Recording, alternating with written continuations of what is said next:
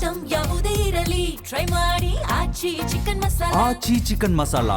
ಹಾಸನದಲ್ಲಿ ಕೋಟಿ ಕೋಟಿ ಹಣ ಲೂಟಿ ಆರೋಪ. ಹಾಸನ ಸಾರಿಗೆ ನೌಕರರ ಸಹಕಾರ ಸಂಘದಲ್ಲಿ ಭಾರಿ ಅವ್ಯವಹಾರ ನಡೆದಿದೆ. ನಿವೇಶನ ನಿರ್ಮಾಣ ಹೆಸರಲ್ಲಿ ಕೋಟ್ಯಾಂತರ ರೂಪಾಯಿ ದುರ್ಬಳಕೆ ಆರೋಪ ಕೇಳಿಬಂದಿದೆ. ಮಾಜಿ ಅಧ್ಯಕ್ಷ ಹೊನ್ನೇಗೌಡ ವಿರುದ್ಧ ಗಂಭೀರ ಆರೋಪ ಇದೆ. ಹಾಲಿ ಅಧ್ಯಕ್ಷ ದೇವರಾಜ್ ತಂಡದಿಂದ ದಾಖಲೆ ಸಮೇತ ದೂರು ಕೊಡಲಾಗಿದೆ. ಈಗ ಹಾಸನ ಬಡಾವಣೆ ಪೊಲೀಸ್ ಠಾಣೆಯಲ್ಲೂ ಕೂಡ ದೂರು ದಾಖಲಾಗಿದೆ. ಈಗ 25 ಎಕರೆ ಲೇಔಟ್ಗೆ 25 ಕೋಟಿ ಖರ್ಚು ಮಾಡಿದ್ರಾ? ಮಾಜಿ ಅಧ್ಯಕ್ಷ ಹೊನ್ನೇಗೌಡ ವಿರುದ್ಧ ಹಣ ಲೂಟಿ ಆರೋಪ ಕೇಳಿಬಂದಿದೆ. ಮೂಲಭೂತ ಸೌಕರ್ಯವಿಲ್ಲದ ಲೇಔಟ್ನಲ್ಲಿ ಕೋಟಿ ಕೋಟಿ ವೆಚ್ಚ ಮಾಡಿದ್ರಾ?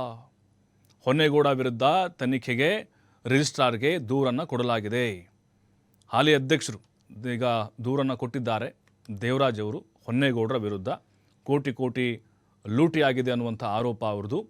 ಹಾಸನ ಸಾರಿಗೆ ನೌಕರ ಸಹಕಾರ ಸಂಘ ಅಂದರೆ ಅದು ಅನುಕೂಲ ಆಗಲಿ ಸಾರಿಗೆ ನೌಕರರಿಗೆ ಅಂತ ಸಹಕಾರ ಸಂಘದಲ್ಲಿ ಪಾಪ ಇವರೆಲ್ಲ ನಿರ್ವಾಹಕರು ಜೊತೆಗೆ ಡ್ರೈವರ್ಗಳು ದುಡ್ಡನ್ನು ಠೇವಣಿ ಮಾಡಿದ್ರಲ್ಲಿ ಡೆಪಾಸಿಟ್ ಮಾಡಿದ್ರು, ನಮ್ಗೆ ಅನುಕೂಲ ಆಗುತ್ತೆ ನಮ್ಮ ಕೊನೆ ಟೈಮಲ್ಲಿ ಅಂತೇಳಿ. ಬಟ್ ಆ ಹಣವನ್ನು ದುರ್ಬಳಕೆ ಮಾಡ್ಕೊಂಡಿದ್ರು ಅಂತ ಆರೋಪ. ಮತ್ತು ಅವರಿಗೆ ಲೇಔಟ್ಗಳನ್ನ ಮಾಡಿಕೊಡ್ತೀವಿ, ನಿಮ್ಮ ಮನೆಗಳನ್ನ ಮಾಡಿಕೊಡ್ತೀವಿ, ಈ ರೀತಿ ಕೆಲವು ಭರವಸೆಗಳನ್ನು ಸಹಜವಾಗಿ ಕೊಡಲಾಗಿತ್ತು ಅಂತ ಹೇಳಲಾಗ್ತಾ ಇದೆ. ಈಗ ಅವರ ವಿರುದ್ಧ ಯಾವ ಕ್ರಮ ಆಗುತ್ತೆ? ಹಾಗಾದರೆ ಹಾಸನ ಬಡಾವಣೆ ಪೊಲೀಸ್ ಠಾಣೆಯಲ್ಲಿ ಈ ಬಗ್ಗೆ ದೂರು ದಾಖಲಾಗಿದೆ. 24 ಎಕರೆ ಲೇಔಟ್ಗೆ 25 ಕೋಟಿಯನ್ನು ಖರ್ಚು ಮಾಡಿದ್ರ ಅನ್ನುವಂಥ ಒಂದು ಆರೋಪ ಇದು. ಮೂಲಭೂತ ಸೌಕರ್ಯ ಇಲ್ಲ ಅನ್ನುವಂಥದ್ದು ಇಲ್ಲಿ, ಅಂದರೆ ಅಲ್ಲಿ ಏನೂ ಇಲ್ಲ, ಚರಂಡಿ ಇಲ್ಲ, ನೀರಿಲ್ಲ, ಸರಿಯಾದ ರಸ್ತೆ ಇಲ್ಲ. ಅಂಥ ಒಂದು ಲೇಔಟ್ನಲ್ಲಿ ಇವರು ಕೋಟಿ ಕೋಟಿ ವೆಚ್ಚನ ಯಾಕೆ ಮಾಡಿದರು? ಇಲ್ಲಿ ಇವರು ಎಷ್ಟು ದುಡ್ಡನ್ನು ತಿಂದು ತೇಗಿದ್ದಾರೆ ಅದೆಲ್ಲದಕ್ಕೂ ಕೂಡ ಲೆಕ್ಕ ಕೊಡಬೇಕು ಅಂಥೇಳಿ ಒತ್ತಾಯ ಮಾಡ್ತಾ ಇದ್ದಾರೆ.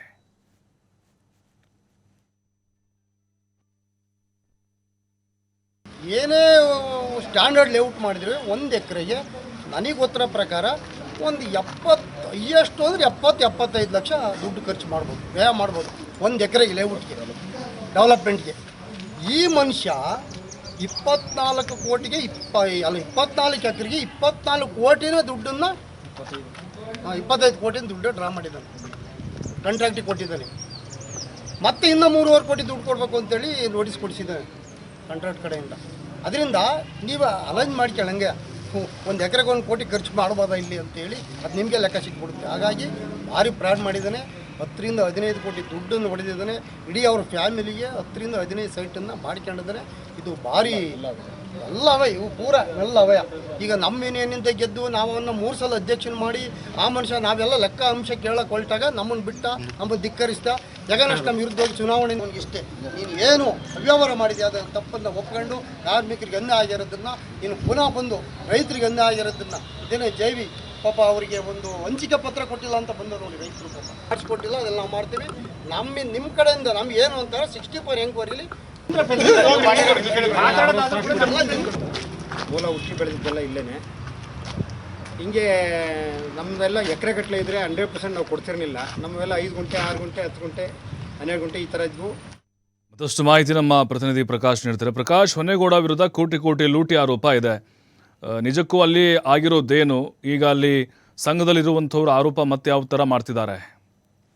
ಪ್ರಭು, ಈಗಾಗಲೇ ಹಾಲಿ ಅಧಿಕಾರವನ್ನು ಮಾಡ್ತಾ ಇರ್ತಕ್ಕಂತಹ ದೇವರಾಜ್ ಏನಿದ್ದಾರೆ, ಕರ್ನಾಟಕ ರಾಜ್ಯ ಗೃಹ ನಿರ್ಮಾಣ ಸಹಕಾರ ಮಂಡಳಿಯ ಅಧ್ಯಕ್ಷರು ಮತ್ತೆ ಅವರ ಪದಾಧಿಕಾರಿಗಳು ಈ ತರದ ಒಂದು ಆರೋಪವನ್ನ ಮಾಡ್ತಾ ಇರುವಂತದ್ದು. ಅಂದ್ರೆ ಸುಮಾರು 24ರಿಂದ 25 ಕೋಟಿ ವೆಚ್ಚದಲ್ಲಿ ಆ ಗೃಹ ನಿರ್ಮಾಣ ಸಹಕಾರಿ ಸಂಘದ ಹೆಸರಲ್ಲಿ ಒಂದಿಷ್ಟು ಜಮೀನನ್ನು ಕೂಡ ಕೊಂಡುಕೊಂಡು ಸೈಟ್ಗಳನ್ನ ಕೊಟ್ಟು ಮನೆಯನ್ನು ಕೂಡ ಕಟ್ಟಿಕೊಳ್ಳುವಂತಹ ಜಾಗಕ್ಕೆ ಮುಂದಾಗಿದ್ರು. ಅದನ್ನೆಲ್ಲವನ್ನು ಒಂದು ಕಡೆ ಮೂಲಭೂತ ಸೌಕರ್ಯಗಳು ಈಗಾಗಲೇ ಮರೀಚಿಕೆ ಆಗಿರ್ತಕ್ಕಂಥದ್ದು, ಜೊತೆಗೆ ಸರಿಯಾದಂತಹ ಮೂಲಭೂತ ಸೌಕರ್ಯ ಮತ್ತೆ ಲೆಕ್ಕ ಕೊಡುವುದರಲ್ಲೂ ಕೂಡ ಈಗಾಗಲೇ ವಿಫಲರಾಗಿದ್ದಾರೆ. ಸುಮಾರು 10ರಿಂದ 15 ಕೋಟಿ ಹಣ ಕೂಡ ಅವ್ಯವಹಾರ ಆಗಿದೆ ಅನ್ನುವ ಆರೋಪವನ್ನ ಅಲ್ಲಿನ ಏನು ಗೃಹ ನಿರ್ಮಾಣ ಸಂಘದ ಅಧ್ಯಕ್ಷರು ದೇವರಾಜ್ ಏನಿದ್ದಾರೆ, ದೇವರಾಜ್ ಕೂಡ ಈಗಾಗಲೇ ಆರೋಪ ಮಾಡ್ತಾ ಇರುವಂತದ್ದು. ಇದಕ್ಕೆ ಸಂಬಂಧಪಟ್ಟ ಹಾಗೆ ಮೈಸೂರು ರೀಜನಬಲ್ ಕಚೇರಿಗೂ ಕೂಡ ದೂರನ್ನು ಹಿಂದೆ ಇದ್ದಂತಹ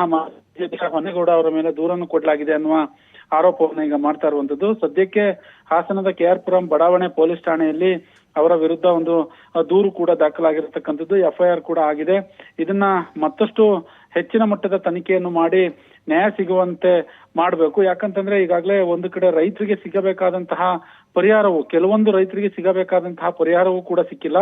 ಅವರು ದಿನನಿತ್ಯ ನಮ್ಮ ಕಚೇರಿಗೆ ಬರ್ತಾ ಇದ್ರೆ, ನಾವು ಹೊಸ ಬಾಡಿ ಏನ್ ಬಂದಿದೀವಿ ಅವರು ನಾವು ಆನ್ಸರ್ ಮಾಡ್ಲಿಕ್ಕೆ ಆಗ್ತಾ ಇಲ್ಲ. ಹಾಗಾಗಿ ಈ ತರದ ಆರೋಪವನ್ನ ಮಾಡ್ತಾ ಇರುವಂತದ್ದು. ಇದಕ್ಕೆ ಸಂಬಂಧಪಟ್ಟ ಹಾಗೆ ಪೊಲೀಸ್ ಠಾಣೆಯಲ್ಲಿ ದೂರು ದಾಖಲಾಗಿದೆ. ನಿನ್ನೆ ಕರ್ನಾಟಕ ಗೃಹ ನಿರ್ಮಾಣ ಸಹಕಾರ ಸಂಘದ ಬಳಿ ರೈತರು ಕೂಡ ಬಂದು ತಮ್ಮ ಅಳಲನ್ನ ತೋಡಿಕೊಂಡಿರುವಂತದ್ದು. ಸಾಕಷ್ಟು ಮೋಸ ಆಗಿದೆ, ಜೊತೆಗೆ ಏನು ಅವ್ಯವಹಾರ ಆಗಿದೆ ಅನ್ನುವ ಆರೋಪಗಳನ್ನು ಕೂಡ ರೈತರು ಮಾಡಿರುವಂತದ್ದು, ಅಲ್ಲಿನ ಸಂಘದ ಪದಾಧಿಕಾರಿಗಳು ಮಾಡಿರುವಂತದ್ದು. ಇದಕ್ಕೆ ಸಂಬಂಧಪಟ್ಟ ಹಾಗೆ ಹೊನ್ನೇಗೌಡ ಅವರವರು ಏನು ಪ್ರತಿಕ್ರಿಯೆ ಕೊಡ್ತಾರೆ ಅನ್ನೋದನ್ನ ಕಾದ್ ನೋಡ್ಬೇಕಾಗುತ್ತೆ ಪ್ರಭು. ಥ್ಯಾಂಕ್ ಯು ಪ್ರಕಾಶ್ ಮಾಹಿತಿಗೆ.